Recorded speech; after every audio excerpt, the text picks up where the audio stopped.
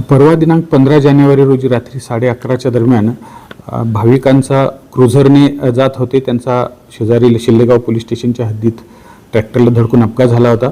त्याच्यामध्ये 10 लोक जखमी झाली होती. त्यांना उपचारासाठी उपजिल्हा रुग्णालय गंगापूर येथे आणण्यात आलं होतं. त्यातील 3 जाग्यावरच डेथ झालेले होते. त्यामुळे त्यांना मॉर्चरीमध्ये ठेवण्यात आलं होतं. दवाखान्यात आणले त्यावेळेस त्यांच्या गळ्यामध्ये फोटो होते, दागिने होते. त्यानंतर ते दागिने मात्र नंतर दिसले नाहीत. म्हणून दुसऱ्या दिवशी म्हणजेच काल फिर्यादी मणिकंठा श्याम शेट्टी हे हैदराबादचे आहेत. त्यांनी येऊन तक्रार दिली की आमच्या मृतक नातेवाईक जे आहेत त्यांच्या गळ्यामध्ये दागिने होते, ते कोणीतरी काढून घेतलेले आहेत. तर त्यामुळे काल संध्याकाळी आम्ही चोरीचा गुन्हा दाखल केला. लगेचच टेक्निकल ॲनालिसिस केलं, CCTV कॅमेरे वगैरे इतर पाहिले, चौकशी केली आणि त्यामध्ये काही संशयित आमच्या लक्षात आले.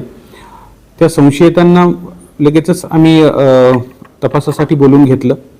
मीनवाईल गुन्हा दाखल झालेला होता आणि तपासामध्ये इंट्रोगेशन करत असताना आमच्या लक्षात आलं की श्री आकाश साळवे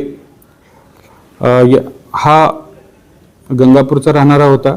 तो तिथे आला होता आणि त्याने ती चोरी केलेली आहे. तर त्याला आम्ही काल ताब्यात घेतलं, त्याच्याकडे इंट्रोगेशन केलं आणि त्याच्याकडून सर्व मुद्देमाल साधारण 2,80,000चा मुद्देमाल दागिने आम्ही संपूर्ण जप्त केलेले आहेत. ज्यावेळेस मृतक हे आतमध्ये मॉर्चरीमध्ये ठेवत होते तर त्यावेळेस तिथे चतुर्थ श्रेणी कामगार दवाखान्यातला हाई होता, त्याची चावी त्याच्याकडे होती.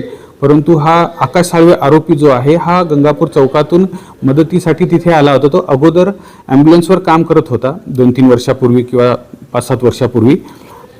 तर तो मदतीला आल्यानंतर त्यांनी त्या गळ्यात दागिने दिसले त्याच्या, म्हणून कदाचित त्याला वाटलं की चोरी करावी म्हणून